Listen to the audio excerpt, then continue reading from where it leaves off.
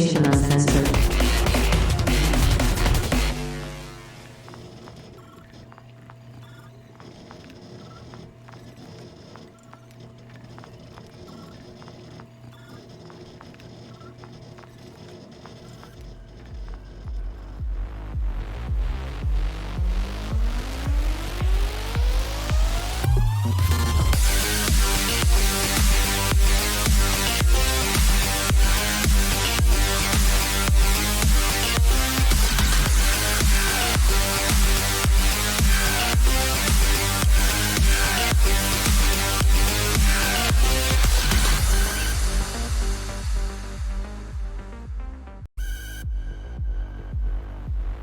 And we are live.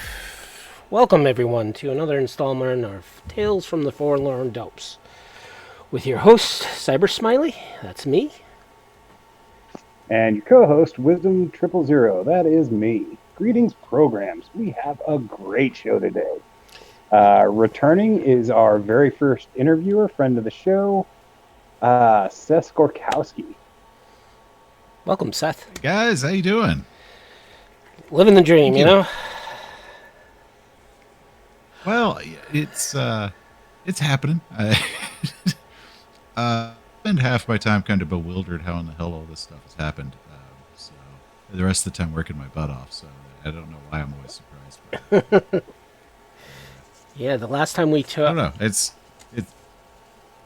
Sorry. The last time we talked was back in June of 2021, so it has been a while.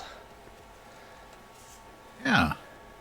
No, it's funny as I remember when you guys first, you were like, oh, you ever did the show, Then kind of like at the very bottom, you're like, oh, Wisdom's on it. I'm like, what the fuck? Open with that. Yes. That's literally all you had to say. Awesome. But That's beautiful. Thank you. since that interview... I mean, go ahead. Well, I was gonna say since the last show, since our 8th episode, first interview, you've been pretty busy. You've won some awards. You've got your own dice set. You are living the dream, my friend. yeah, so I've got my my dice set with Q Workshop, which when they originally approached me, I thought it was like some sort of scam. So like I just like ignored it, and then like they followed up out of my. I'm like, oh crap, this is real. So that one I actually just yearly just kind of like just dropped the ball on, because like no way would they be contacting me to make a dice set. This stinks of scam stuff, and it didn't. And then but yeah, I won the Annie Award this past year for a second time, or I guess third. My channel won for the second time, even though they put it in the best podcast category. So that caused a ton of confusion, because it's not a podcast. Yep. But neither was one of the others. So it was like 2 YouTube channels and 3 podcasts, and I was the only one that wasn't an actual play. I have actually voiced to some of the powers that be there that I think that actual plays should be separated from. Yeah, I agree. It's like guys, I'm not saying it doesn't have merit, but I think it's kind of unfair both ways for those types of shows, whether it be video or podcast or whatever, to be competing with kind of the analysis or advice or review type shows. 100% agreed. Like they're separate entities. They should have their own category. Totally. Yeah, they're very different things. And when you see some of the other categories where they do, they make separations. Like I think this qualifies as enough of a difference. We could have multiple categories, but I think also it's like, at the speed of technology, you're always kind of racing to catch up. So, but I think the past couple of years they really haven't known what to do with YouTubers. Right. At the same time, actual plays became.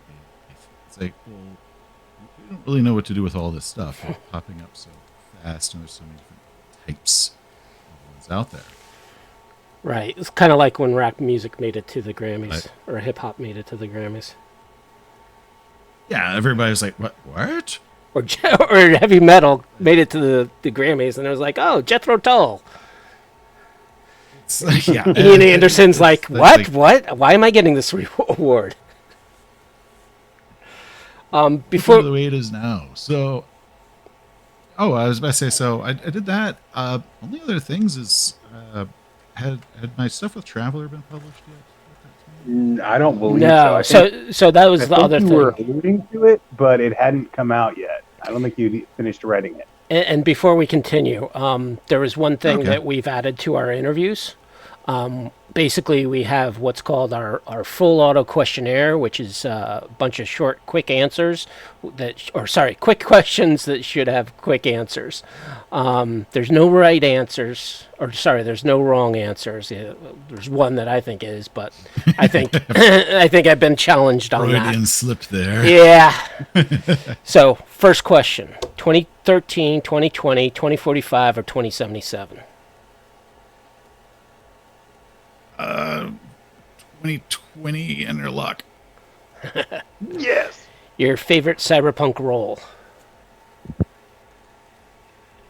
Fixer. Favorite piece of cyberware?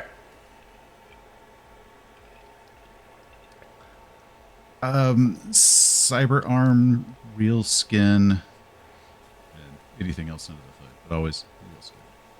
Got it. Favorite cyberpunk weapon? Oh, budget arms laser. Interesting. That's literally the first one that just popped into my head. I was going to say, nobody's ever said that one before, but Nope. valid. Favorite. I actually once got to a very lengthy nerd debate when we were talking about because we'd have caliber wars of Yeah. like the 9mm, the 10, the 11, blah blah. And for one day, I was like, the laser 9 is pretty freaking great, and everybody's like, no, you will never. What the fuck is wrong with you? So I had a very heated debate about this once. So I always remember that pistol. Nice. Dude, I had a juvie ganger who carried nothing but an Espinosa one-shot. So back into That's all the they need. quick questionnaire that's going to have quick answers. Favorite cyberpunk red or I 2020 book? reject your quick answer. It's very punk of you. Red or 2020 book? Yeah. Favorite cyberpunk red or 2020 book? Night City. All right. And I assume you've played the video game, so Pan Am, Judy, Rogue, or Alex? Rogue. Lucy, Rebecca, or Kiwi?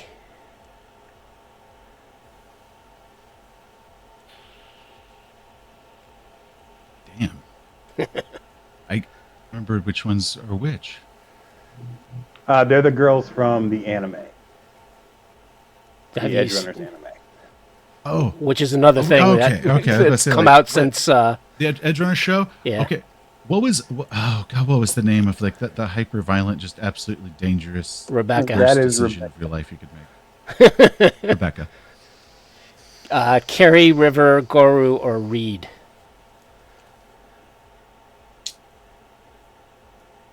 They were from the show?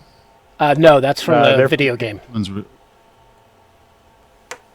Sorry, I should not remember these clarify. names. Carrie Uridine, River the cop.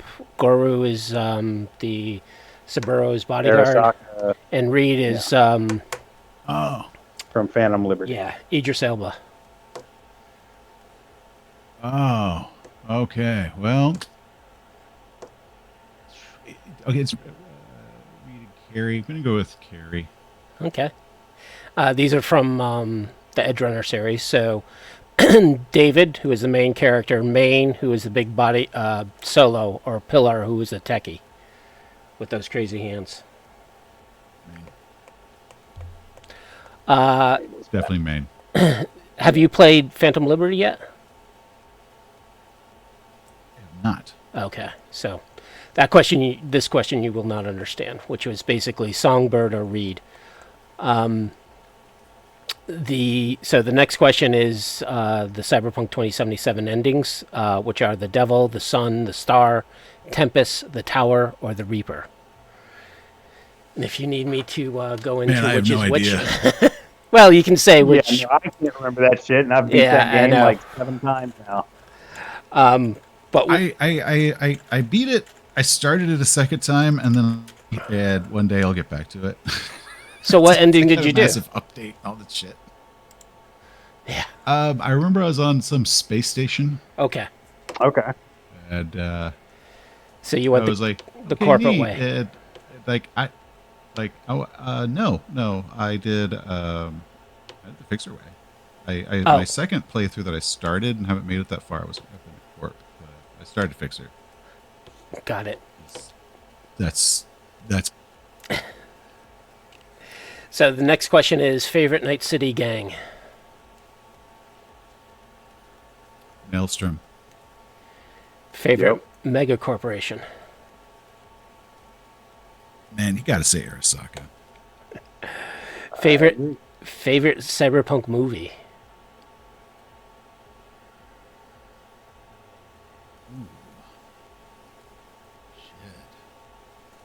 Okay, it's terrible. Admittedly, it's terrible. But I will always have love for China. There's nothing terrible about There's nothing that. I love that terrible. movie too. Yeah, very cyberpunk. Oh, come on. Like, they go running into the hotel room with, like, the paintball guns, and you can see the CO2 blasts. Well, I mean, You gotta hack your brain. I'm okay with that. I mean, in split second, he had a BB gun, mocked up all the hell, but it was still just a BB gun. So moving along, favorite cyberpunk fictional character. Cyberpunk fictional character. Yes. Total? Oh. Yeah. Man, hold on.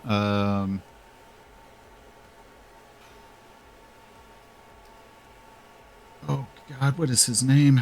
It is in the Gibson book, Virtual Light. He is the old man. I say his name is Skinner, but I can't be sure. He was up on top of the bridge. I think I remember who you're talking about. I know exactly who you're talking about, but I don't remember his name either. I would have if he hadn't said anything. But He gave the story. When I was working at a really tedious job at, Audible really wasn't that much of a thing yet. So, like, audiobooks cost $1 billion. I got from the library the Gibson book Virtual Light that was read by Frank Muller. And I loaded that on my iPod, and I listened to that thing over 20 times because I just had to have noise to do it. So, like, Virtual Light, the Frank Muller version is like so burned into my mind as just a literal thing that was just playing. Are you saying Frank Miller or Mueller? Yeah, Frank Muller. Okay, Muller. I was all like, the guy huge audiobook. No, he did it. He was a huge audiobook narrator. He was amazing. He was absolutely incredible. But he passed. But he did like the first couple Dark Tower books. He did the 25th anniversary of Silence of the Lambs, which is just an amazing audiobook. So I've basically gone through like Audible now, and it's like, let me just go through Frank Miller's back because that guy was really good. And I was very happy whenever I met the narrator did several of my books, R.C. Bray. Is he actually hero worshipped Miller? So I was like, oh, okay, great. So common ground. So one of the reasons I like him is he did a lot of Muller's techniques because he had a natural soft-spoken voice, but his narrator voice, like, the basic voice he used, he did is a little bit deeper than his own. That way, he needed to do a higher-pitched voice. He could get more range because usually men can't get feminine voices very well, right? Because we can't get much higher than our natural voice. So he made his default narrator voice like just a bit deeper than his natural, and that way when he wanted to go high, it was that much more dramatic of a difference. But Yeah, so bring Okay. another virtual light. All right. Dick's. I say it was Skinner. So next question is, it is Skinner. I looked it up. Dick, Gibson, Stevenson, or Sterling? Gibson. Your favorite cyberpunk novel? Oh, we just talked about virtual light. Oh, I was going to say, that one kind of answered itself there. True. Favorite cyberpunk comic or graphic novel? I don't think I've really ever read any. Oh, you got to check out Dark Horse's series that they have. They're pretty good. And last question. Okay. Yeah, this Last question. Is Shadowrun cyberpunk? hit me. Legally?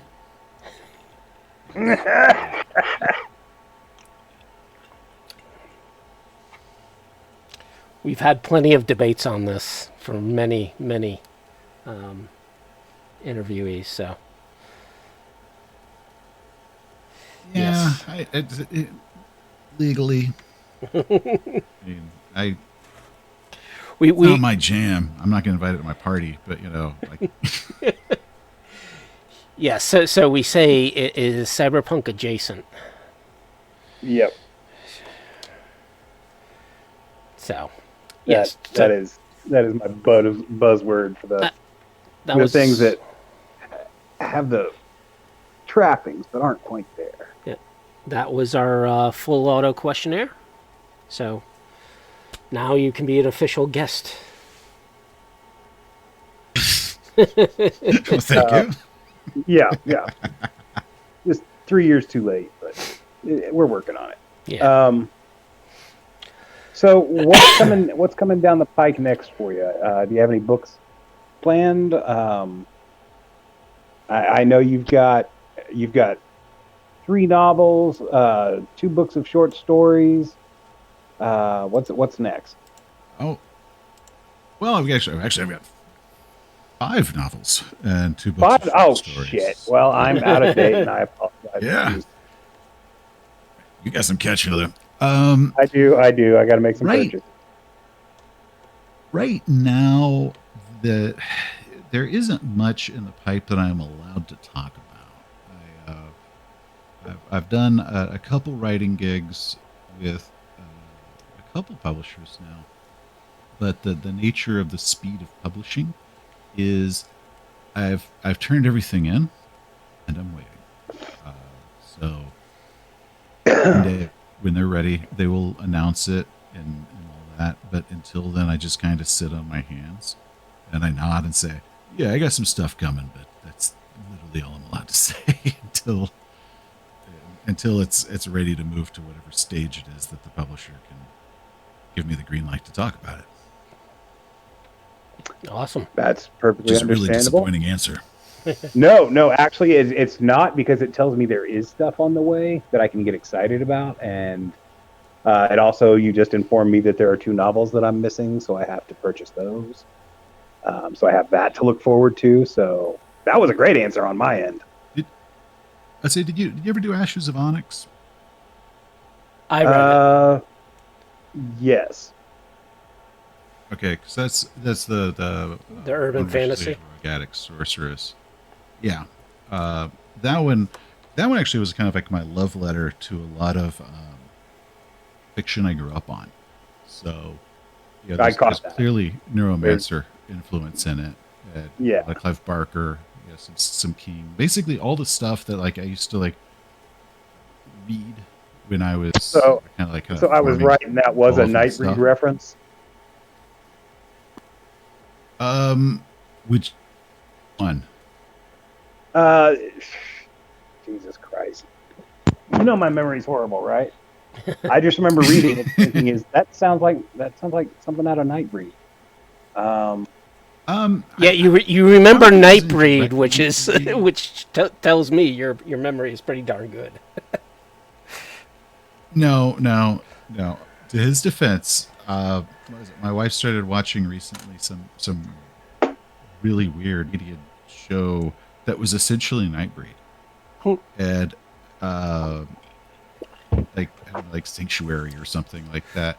And I'm like, so tell me what the plot is. Just tell me. It's like, this is Nightbreed. This is a TV show of Nightbreed. And so no, I still remember it. It was even like a cabal in it, which is like that was the name of the book Nightbreed was based on. So just but no, Ashes has only Hellraiser references, and Magica was one of the big influences of Barker. So, but yeah, that one. Yeah, whenever people would ask for like, I'd mention like, yeah, Gibson. There was a lot of inspiration from Neuromancer, and they would all latch onto the cyberpunk aspect. It's like, no, I just have an absolute junkie of a hero. Yeah. Who? He was kind of a mess. Yeah, so Gerbo, the guru, was asking or wondering if you were going to write any sci-fi, perhaps cyberpunky in flavor, if you haven't already. You know, I enjoy reading sci-fi. I enjoy watching it. I've never felt smart enough to write it. Like, Yeah, because you it's got to get just one of that those things, hard like, science I was aspect. yeah, I mean, and I don't know if that's I true. I don't know if you need the hard science, really. You just don't get goofy with it. But I mean, there are plenty of examples where the science was ignored and it still told us. Kind of like Compelling Ravengers. cyberpunk story. No, I was thinking something like Nemesis. Oh, true, yeah. Like the tech was alluded to and it was shown, but they didn't explain any of it. But I definitely think Seth is. I definitely think you're smart enough to do it. I mean, Jesus. And I definitely think you I could don't know. It's just that, tell a compelling story. yeah, I've never had the urge to write sci-fi. Like, yeah, it's never been one of my callings. Okay. That's perfectly understandable.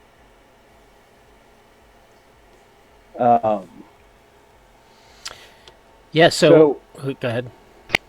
Your YouTube channel won again this year, and it deserved it 100%. I voted for it. What new things are you going to be doing with the show? Any interesting reviews coming up? I will. I've got a couple. Actually, I'm going to be doing one of my campaign diary series. Ooh. Hopefully beginning in the summer sometime. It depends. It depends on how the campaign goes. Because those I will use for larger, long-form campaigns versus like a short module. So we're currently playing a Traveler campaign called Secrets of the Ancients, which is 10 adventures long. And I will probably look at starting that when we're the 6th. But given the speed of my players, I hope to be there by midsummer. But no promises. Right. They can drag their feet, or they might get disintegrated before that. Who knows? So I will be doing that one. I've actually been like slowly acquiring costumes and props because with the campaign diary series, I actually dress up like the characters and go through the journey of these characters versus just kind of the nebulous way that I'll do my normal short form reviews. Yeah. So I've got that. I'm currently the one I'm actually currently writing, so it'll probably be my next video that I do. Is I want to talk about what we call at our table escalation. It is a thing that is really only, it has to be a skill based and usually sci-fi, which means I'm talking about Traveler and Cyberpunk. With a level based game like D&D, your GM can look at the group and be like, okay, you're 8th level, cool, and you got a vague idea of how strong they are. But with something like Cyberpunk, where there's no levels, and then like half your group is just wearing some Kevlar t-shirts and some jackets, and then like Bobby, putting on like some power armor, and so like your bad guys are like, well, none of my guys that are shooting like little 9mm submachine guns can possibly hurt Bobby, so I've got to start upping what they're carrying. And all of a sudden, the rest of the group that's just in Kevlar t-shirts are going up against like heavy machine gun fire that their armor's meaningless. Yeah. Well, and just so you can hurt Bobby a little. That's definitely a session zero conversation to have with Cyberpunk. Is escalation is going to happen if you run up with the biggest guns and the best armor. Well, I'm going to start giving that shit to the bad guys too. And I think that's always been a problem with Cyberpunk 2020. And people have always said that the armor escalation just gets ridiculous. And I don't really see it as a problem. Blood right off the bat. I don't see it as a problem with the game, but it is something that you have to think about. And I actually approach it from the point of view that, this is something you tell your players about. And there's like that little bit of metagaming involved. Hey Guys, absolutely. if you want to keep this a low and dirty game, absolutely, those are my favorite. But if you start beefing up, I am forced to beef up to match. Yep. Exactly. So my agreement is, I'm not going to throw in a bunch of overpowered, just impossible to beat bad guys if you aren't appropriate for it. Yep. I'm not going to be throwing in a ton of cyborgs against you unless I think you could handle some cyborgs. But when you guys start beefing up and getting more and more powerful and more armor, and this cannot actually possibly hit you anymore because your armor's so thick, they're going to start getting armor-piercing rounds, and they're going to start getting rifles instead of pistols, and they're going to start throwing grenades at you, and it's going to just start escalating. I want to go into that, as well as how to go through certain things like in the game. Like, sure, if you can walk down the street with your big assault rifle with picture on it, that's cool. Do you think that people won't look at you weird, or you're going to be allowed inside? Flee and panic, like lock all the doors and windows, and call the cops. We're going to follow your every move. Yeah, and it's like, it's allowed, but come on, you will be. People will react to that, so it's the role play aspect. But the other thing game masters have to acknowledge, and I think where I would screw up, is they make their bad guys. They give their bad guys the badass armor, the big ass super weapon. A lot of GMs will force that escalation themselves. Yeah, and then after it's over, well, guess what? The player characters now have the badass armor with a super weapon because they picked it up off the corpse. And now the GM's like, oh no, my guys have gotten so powerful. It's like, well, that was your fault, buddy. But so I think the group has to kind of like work their hand. Everybody's got to be on the same page. Yeah, and it's going to happen, but the table has a lot of control about how fast that happens. So I kind of want to address that, where it's like, this is a system neutral video, but really it's for a very, we're looking at skill based sci-fi, because those are more equipment based than levels. We're like, to be like high level to pick up an AK, but it's just if you've got the money or access to the equipment, and if you're running around in power armor and nobody can hit you, that's not level. That's just you some power armor. Kind of just my thoughts on that, because that is a common question or gripe that I'll see in different forums or in the comments in my videos. Yeah. So I'm trying to organize my thoughts on that right now. Yeah, Let's make it coherent. For me, when it comes to Cyberpunk, how I usually deal with that escalation is, sure, you can get away with anything in the combat zone, but outside of the combat zone, cops are going to follow you, corporate security is going to follow you, you're not going to be let into certain establishments with whatever weapon or even the armor you're packing.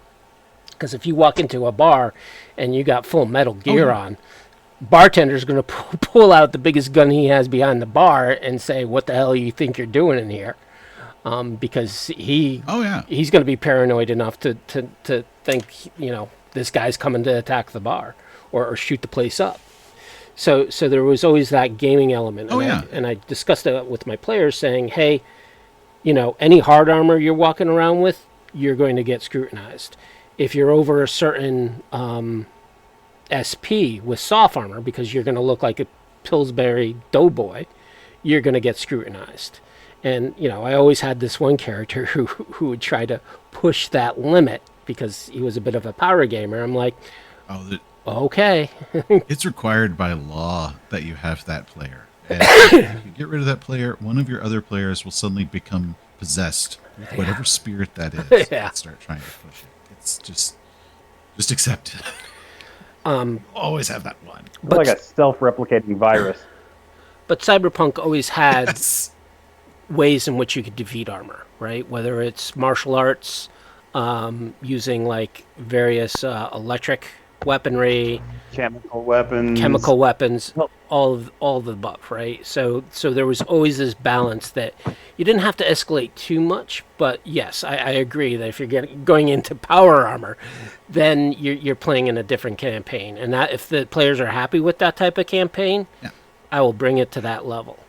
But you were talking about Traveler as well. So Traveler already has a game mechanic for it with the law levels of a planet. Granted, out in the wilderness, you can do what you want, but...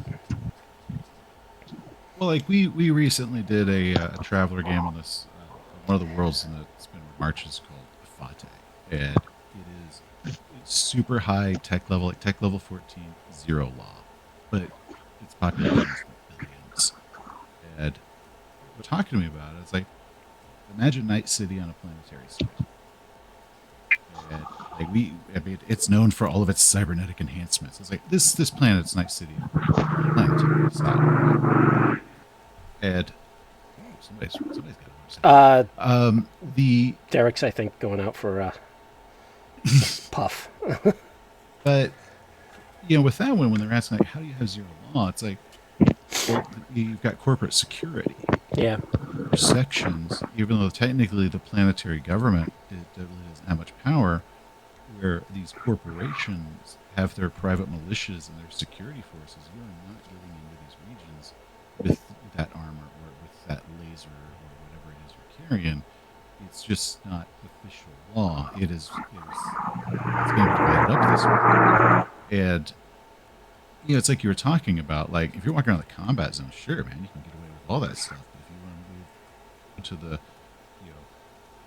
rich Corpo district, oh hell no, they're not letting you in the game.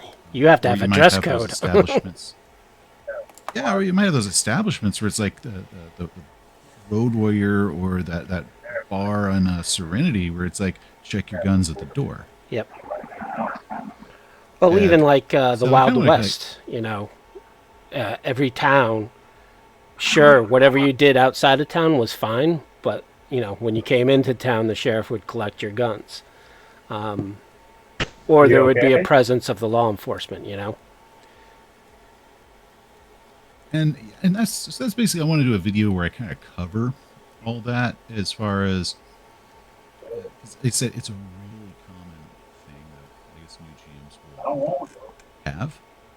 And I'll also kind of bring up, it's like, guys, it is like in a fantasy game.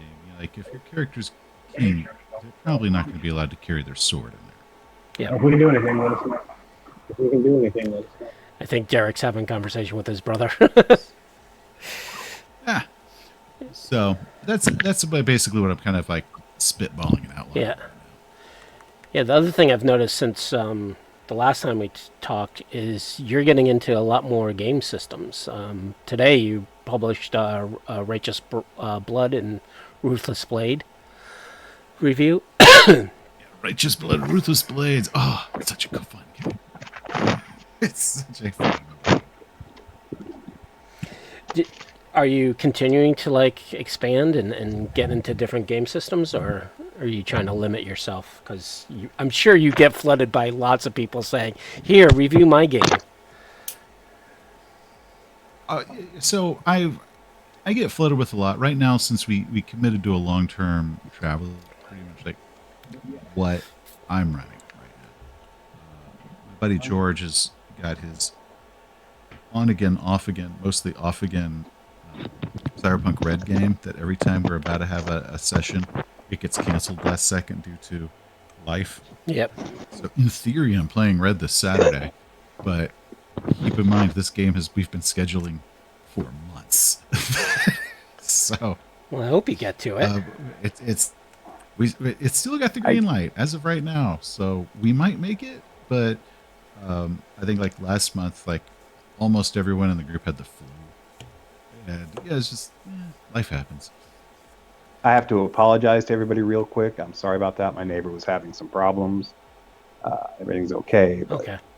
sorry. No worries. Life happens. Life man. happens, man. It does. When the elderly gentleman next door takes a spill, you gotta rush out there. Yeah. Oh shit. Yeah. He's okay. I got him inside. But now so right now I'm doing my long form Traveler. We did Righteous Blood, Ruthless Blades. We just finished Pulp Cthulhu. And like a long campaign of that. And then I have a philosophy: when you finish a long campaign, before we start another like big, I like to do like a short burst, like 3-4 adventures in something totally different, like different genre, different everything, just to kind of a big reset. And Clear the palette as yeah, and it's like I had been sent this game from one of the authors like 2 years before, and I kind of like just picked up, was looking, I was like, this would be pretty cool for like 3-4 adventures, and it was just such a hit with us. And it, conveniently enough, is literally only has like book, 2 little micro adventures, and that's it. That's all that's ever going to be made for it, evidently. Huh. And it was so good that we had an absolute blast playing it. And then when that wrapped, we had started our current travel. So when we're done with that in a year or so, we'll have another palate cleanser before we decide on whatever the next big game is.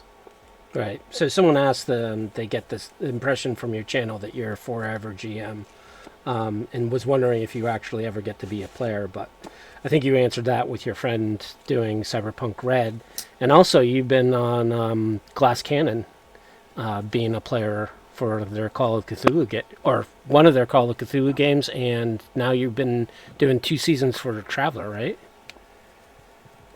Yeah, and I've been doing How We Roll podcast. I play with them. We've done quite a bit of Call of Cthulhu. We did a bit of Alien recently, which I can review that. Nice. And then I've got like weird little short groups that'll pop up. Like we just finished Monday this week is yesterday, so Tuesday, a big play test for a Call of Cthulhu adventure that a buddy of mine is working on right now. And so we all got on. We've been playing this game that the ink is still wet on, to see what holes we can poke in it, so we can patch those before they consider it the final version. So we played that, and that was fun. So what was that podcast again? How We Play? How We Roll. Oh, How We Roll. That's a clever name. I'll check that out. That's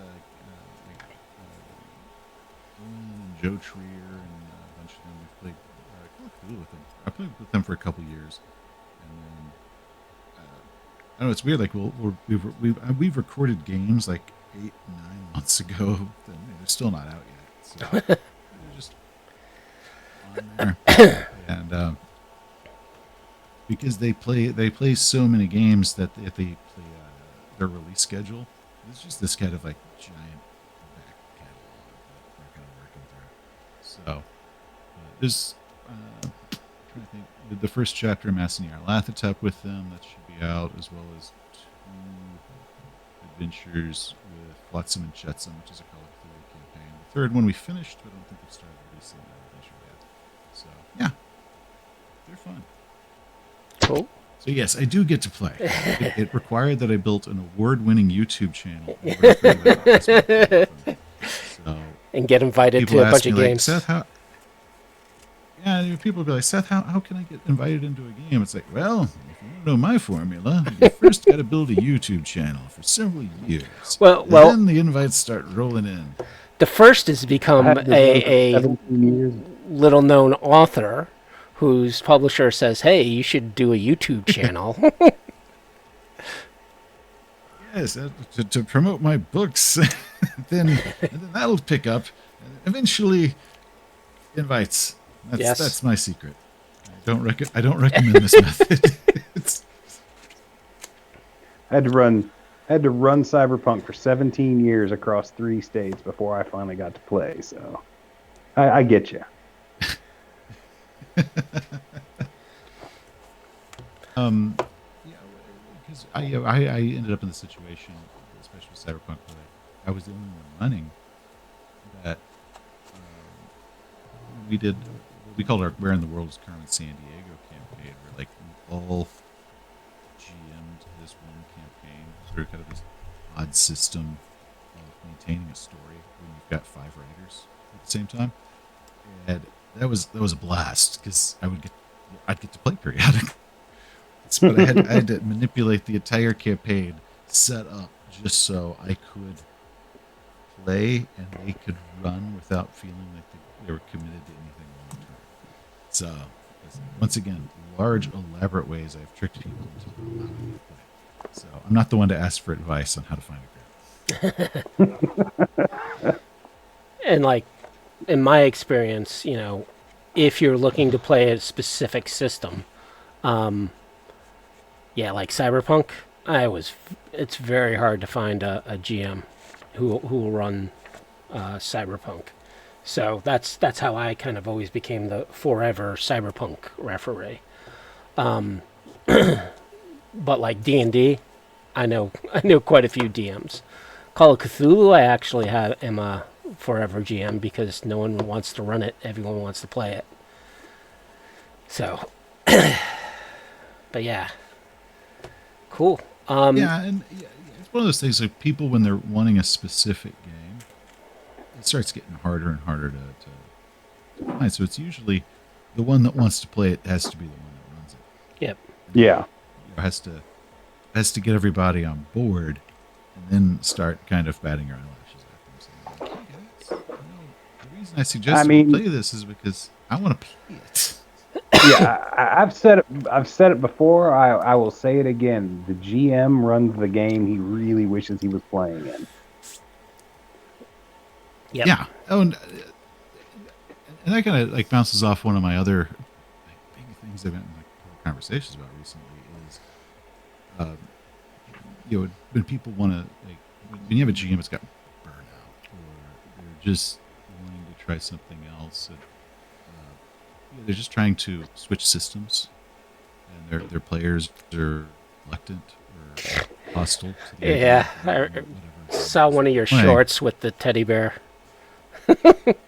Yeah, it was like one of my least watched videos. Hey, let's play Traveler. But it's like, and they shoot the bear. But like ultimately, it comes down to like you want to play in the game your GM is excited about. Yep. Because that will be the best.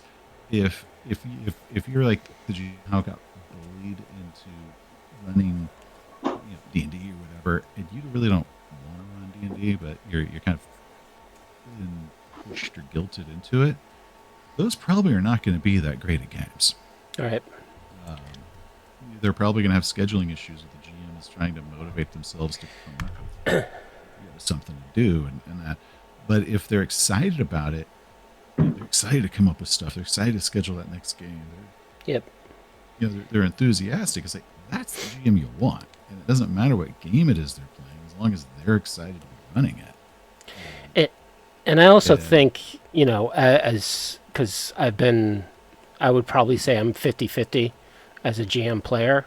One thing that kind of has worked for me is if one of my players runs a game system that they're looking to play, even if they do a published scenario, we run through it as kind of a GM. I'm like, oh, I could tell this story with that system, and come up with ideas. And then I would be, then, after he's done with that scenario, I would just jump in and like, okay, I'm going to run a campaign now. So there's always that tactic. If you have a forever GM, run a game for them, run a different game for them, and give them use a published scenario. And sometimes that GM will actually take the bait and run it for you too. So No, that's actually very true. And, like one of my players is trying to talk me into a game by Freely called Vaesen. Mm-hmm. And he loves it. It just really hasn't. I don't know. Like I haven't really I haven't looked into it too much. But the secret is if he puts together and runs it and can get me to fall in love with it, well, then it's not that I'm a forever GM. It's that I'm a habitual GM. If I get excited about it, I want to run it. Yeah. So, but he's probably going to have to run me a couple times to get me to see whatever it is he sees in it. But once you can get that, like, I don't know, that GM addict excited about it, just sit back. They'll start running it soon. Yep. Yeah, and that's an important point. I think every player should at least like run a session of a game at some point, just so you can see. Because, like I said, every GM runs the game they want to play. So let me see what you want from a game. Let me see what you're expecting. And the only way to do that is if you let them run a game every now and then. Even if it's not in the same system, but it definitely helps. And the thing is, that's one of the angles I've never considered, because I'm very strongly of the opinion that everybody should at least try it. And I've never looked at it that way, but that's 100% on point. I've also got the best way for players to become good players is to have them GM. Yeah, just a couple times, and they will suddenly understand a lot of stuff that they might not have understood before. Back in college, I had this one dude who, I don't know, he had this weird kind of, he didn't understand that, I guess, that there were other players in the room. Like, it was very much all about him. Yeah. And he thought that the GM like had a fully realized world down to every detail. And I've talked about it in one video called like the World Breaker. Yeah. Like if you could look at a map with 10,000 buildings on it, he'd point at one at random, and he'd want a detailed, totally logical floor plan, with and everyone in it has got like a real backstory or something, and that he could just wander east and everything is totally realized. And so he was always frustrated that eventually I'm like, I don't know, man, I'm kind of making this up as I go. And it was like he couldn't understand it. And we've been friends for 25 years now, and we stopped playing together just because the lab started playing again, and he was like totally different. And he talked to me about it, and he's like, yeah, so I ran a couple games and I realized that I was a fucking idiot. Oh, that moment needs to be framed on a wall somewhere, because I wish some of the people I've played with had come to that realization. I mean, it's just part of that. Like, he like I said, it hadn't occurred to him that like the GM, is trying to work with and provide a good experience for like their 5 players or whatever it is they have, not just the one. And and you can see that when you look at a lot of forums and you see people that you can pretty quickly IDs that they move. Is so like how the GM should like really cater the adventure to you and all that. It's like, yes, I agree, but by you is the collective you. Yeah, because there's more than one of you. You are they not don't see the main that. character. Yeah, you This are is not the an main character. ensemble cast. And I know this is an aspect of the game that you want, and I want to give you what you want, but I also want to give the other 4 people what they want. So we're going to do a fun game called Compromise, and Amen. we will rotate focuses so we can give everybody what they want, but you can't have what it is you want all the time exclusively, because this is a room full of other people. Yep. But yeah, I like the idea. If the player runs the game, you'll actually get to see what it is they want to. Yeah. And I think every player type you're going to find kind of has an awakening if they start GMing. Because I've also had players who would complain about, being railroady, or, why are you forcing me to do something that my character doesn't want to do? When they become a GM and try to tell their story, they're doing exactly what they were complaining about to you. And you're like, yeah, see, it's not that easy, is it?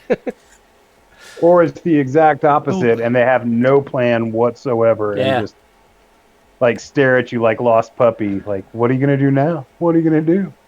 Where are you gonna go? Yeah. Well, like when writing, one of the biggest writing tips I ever give to anyone is join a writer's workshop, because you have to learn how to review others in order to learn how to write yourself, because it's very difficult to look at your own stuff properly critically. Think that everything you wrote is genius, but you can ID problems in other people.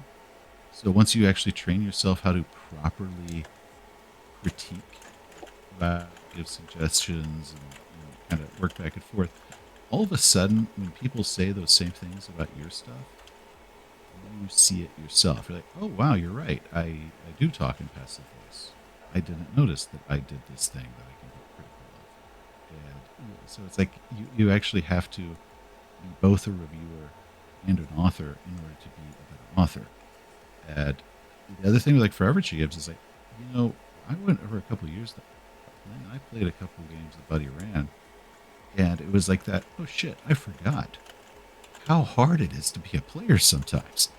Like that, I had actually lost that perspective of the from being in the player side of what it is they have to do. And so I actually really do go out of my way to get more games in, so I don't ever forget what it's like to be a player. Whether you've got a badass GM or a bad GM. Actually, I like that. I need to just be in that seat, because if you're only one role, it becomes very difficult to imagine the other role. Yeah. So since the last time we talked, I think you might have played 1 or 2 sessions of Red, and I think there wasn't too much published as of yet, because that was in 2021. So I'm trying to remember what exactly supplements. There was the base book, and I think maybe they had 1 supplement. So they produced quite a few. For example, Black Chrome, which I think during our initial discussion about the complaints, or not complaints, but criticisms of Red, was, you don't have the named guns or the amount of pictures. And I think with that supplement, do you see them going and listening to you? Because I have a feeling that they have listened to us, just from talking to some of the people at our Talsorian, that they are listening to fans and getting their feedback. Yeah, and I think they are. It's one of those, like, Red has really wonderful art. I'm not ever going to say anything bad about it, but one of the prices that you pay when you are those just gorgeous full color pictures is you can't do as many of them as you could do when you're doing like smaller black and whites. So there was high quality art, but there just wasn't as much as like 2020 had. 2020 was absolutely just packed with art everywhere, and I feel like that stuff was still very valuable to just see it. Yeah. Yep. you were looking at something like Blackhand Street Weapons, for example, right? And like in the middle of that was like 4 pages of just pictures of guns and knives. And how often we actually looked at those to visualize the specific thing that our character is holding, even though all the valuable information was a few pages before or after that. We're actually looking at the stats, but that picture was critical. And how I often mean, the picture actually influenced our decision, where it's like, yeah, I was thinking 100%. about that, but see it. That's That was that's what I want to picture in my character's hand. Yep. that was the driving force behind all my early stuff on Datafortress is images for the gear, because I will pick the item my character is carrying based on their personal style, and their gun plays into that. Their any like side equipment plays into that. Oh, and with like the original Chromebooks, I remember when I got to see the one that was dedicated to fashion. I think it was like Chromebook 4. Yeah, Where it would like show this is what Urban Flash looks like, and these are it was done like an old like Sears catalog or something, where it was like yeah, it was this beautiful. hat you could buy for $150 or whatever. It is like, and you're like 4 like catalog models standing there wearing your different fashions, your Cryomax and all those brands. Everything had And designer names, and oh it felt God, I loved it. yeah, it felt like a real catalog. It felt like it fleshed out the world more than just a block of stats. No, and for me, with 2020, the books that actually sold the world to me was not the 2020 handbook. The 2020 No. handbook sold the game. The world was the Chromebooks and the Night City handbook. Mm-hmm. And between those, I actually fell in love with the world, and we really immersed ourselves in that universe. But before then, it was just a game, but it didn't have that same taste at all. But once we started getting into those little details, they're they're in your face, but they're still subtle. This brand or that brand, or this is what that type of fashion looks like versus that we actually started caring about it. And so, yeah, I want more and more of that, because that was the stuff that I really fell in love with and kept me going with that game for so long. Is that give me the world in a way that it doesn't feel like you're just giving me an info dump. Yeah. Give me that subtle, Sears catalog way of selling the actual universe to me. Like, yeah, I want to see that world. I want everyone to be on the same page. If I'm describing a car, I want everyone to have an accurate mental image of what that car is. In case they've got to climb on the roof or something, they need to know, is there an antenna up there? Whatever. Or just they're flipping through and there's like 7 bikes, right? But then they stop at that one. Like, oh, yeah, yeah. They get to the Bell Sandpiper, right? And they're all like, "Oh, well, that's the one." And then they look at the stats. But what first caught their eye was the way it looked in that promo picture. And that's a very different type of choosing your equipment than you're just looking at the stats on a table with you picture what it looks like yourself. It's like, no. You sell them on the picture, and then you tell them the stats, and then you tell them the price. And then all of a sudden they're like, well, it's not as fast as this other one, but I just like the way it looks. And it screams my character. I mean, in a game where the tagline is style over substance, those images are necessary. Oh, absolutely. So I feel that, yes, stuff like Black Chrome is essential for that. And I think when we originally talked, I said, like, I don't want to compare all of 2020 to Red, because I can only look at core books, and it's not fair for me to compare the entirety of 2020 and all those other supplements versus a single core book. That's just not a fair comparison, and it's wrong to try. So once we got like Black Chrome, and doing other stuff, it becomes a lot easier to start making those comparisons because, like I said, the original 2020 book didn't sell me on the world.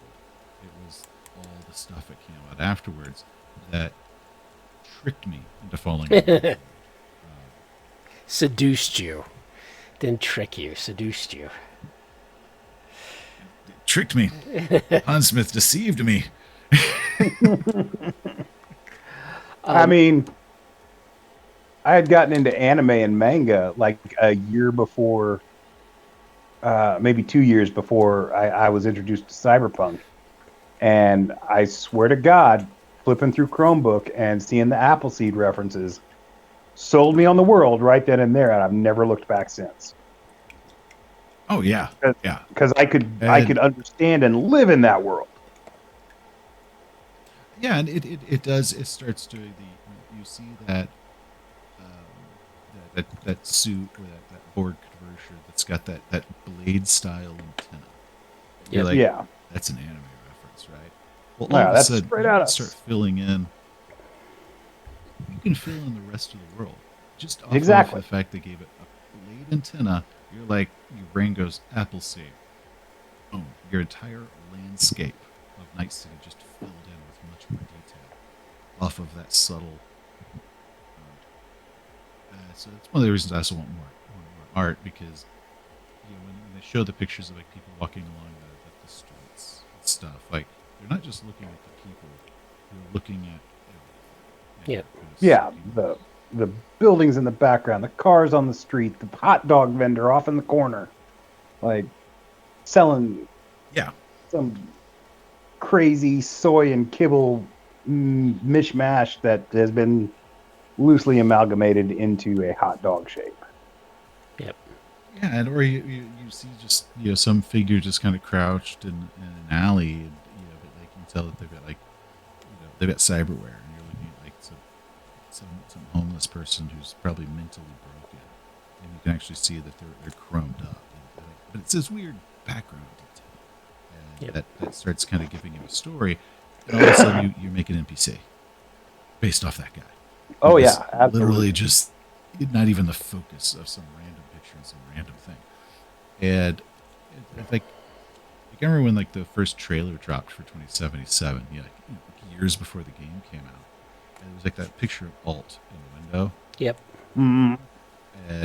And I remember that was like I think the first time I saw it, like it was one of my main focuses was not on this really cool everything going on. It was like, hey, that's Alt back there. Like, yeah, that's straight out of the book right there. And then sold. One of the other trailers, I remember he was like walking along a subway train, and like you see just on the wall the same like mass transit map from the Night City book, just in color versus the black and white one we had. Yep. And it was like when people asked me about it, that was the first thing I told them. Not anything else about it. It's like, oh, it was really pretty, but let me tell you about this freaking map that was on the wall that he walks past, and it doesn't even focus the camera on. Was the one thing that stuck to me. So. Yep. And I don't know. To me, that's the power of art. What got me excited about the video game was seeing art that I hadn't looked at in a long time, but I could recognize it immediately. It just pulled that right out of my memory and got me excited seeing it. Yeah. We do have a question from chat. Vox, if I pronounce your name, apologize. So the question is, how do you handle players that put a lot of effort in their lore of their character? I don't know if you've have those players who write the 5 to 10 pages of their background story. Yeah. Man, this is okay. We're opening up a Pandora's box here. Thanks, Box. Oh yeah. If so, there's a couple branches. One, they need to be able to give me that novel of a backstory in a few bullet points, because I need to know the critical information to them out of it. And I need it in a way that's easy for me to reference. I can't reference a 5-page backstory quickly. And I need name of anybody that's in there. Like if you're like, oh, I've got a mother and father, but you don't name them, then you clearly don't care enough about your mother and father. Why am I going to bring them in? Amen to that. If you say like, oh, I was raised by my sister and she's the closest person, it's like, what's your sister's name? Oh, I didn't give it. Well, then clearly she's not that close to you. She's not important enough for you to even bother naming. They're not going to be important enough for me to remember to put them in the game as somebody that pops up. Right? So they need to outline it, and they need to give me those types of details. But also, if they give you 50 things in their backstory, and they're just really hoping to bring up that one, if they don't differentiate that one from the other 49, what are the chances when I grab something in their backstory, I'm going to get it right? So they need to bullet point it down, because that's where they're going to put their important stuff. The next one, the lore that they make up needs to fit into the world. Yep. Which that's where we fall into session 0 stuff. But I've also had it where we kind of start off with our session 0, and then they come back with something that just kind of went off into the stratosphere of weird. Like, we need to bring this back down to what we're playing here. And so, as long as what they do can be easily fit into the world, I'm almost if the backstory. The player should look at trying to fit it into the GM's world, because the GM's going to be more likely to use that. Like if your character is grew up on the mean streets, well, what neighborhood are we in right now? Okay, I grew up in this building. That's where my mother and my little brother live. Cool. The chances of me using your mother and little brother are a lot easier since you're now in the neighborhood that I said, versus the nebulous somewhere else, right? So if the player is trying to work it into the world that we're playing in, it becomes a lot easier and more natural for those characters and everything to just kind of organically happen. Yep. So I think 100%. I think backstory. The GM should try to work the player's backstory and use these characters and use these aspects of them and all that. And I totally agree with that concept. But I think what a lot of people forget is that the player needs to do that equal amount to work their backstory into the world, so they intertwine very smoothly. And if the more that they can provide to the GM, that's very, very easy and natural to work in, and is clearly important to them, such as they've named their sister, who's their most dear person in their life, that sort of thing, it becomes much more natural for the GM to work them in. Yep. So it is. We always talk about RPGs are a collaborative, storytelling, etc. But that collaboration has to go two ways to be collaboration. Otherwise, it's somebody serving the other. Right. So that's my other thought when it comes to deep lore characters. As the one is. Go ahead. Go on. I was going to say, as part of my Sarah, you have to. I always ask the players, individually, what are your expectations for your character? What do you want to see? What moments do you want your character to experience? Not like beating the big bad guy or anything like that, but what individual moments do you want your character to experience? Do you want him to maybe go camping, maybe get a dog, something? Just give me something. Dude, I will tell you, that is advice that I would have mocked years ago. It is also 100 fucking % on point. My character wants to get a dog. Most of the time I've even known you, I would have rolled my eyes at that, but I go with 100% agree. Because it's the moments that you remember. You don't remember necessarily beating the big boss, but you remember, maybe when your character had the shit kicked out of him and he had to fucking sew his own wounds together. Well, when we started playing Cult, which is the other game, our on again, off again game. God, I want to get back to that campaign because it was so good. Their last step of character creation is just a series of 8 questions. that you ask. And like they really don't. They have no real mechanical effect. But it's like, what does your character do in their spare time? And, That's the stuff right there. have you ever heard how you feel about that? And like what's your secret? It doesn't have to be like horrible. Like I killed a man. No, but what's a secret? Is this something you're kind of embarrassed or ashamed by? I love Britney Spears. Yes, I mean, it's you like, joke okay, about but that, that but is where Yeah. the thing is. That's where the character happens. Yeah. That Yeah, stupid absolutely. question is all of a sudden where it happens because the players thought about this and they've committed to this idea that I secretly love Britney Spears, right? And all of a sudden we're playing into the fact that when they go back to their place, there's a Britney Spears posters on the walls and all this stuff. And the player is getting into it too because they came up with this weird quirk about them. And now we're having a lot of fun with this weird thing.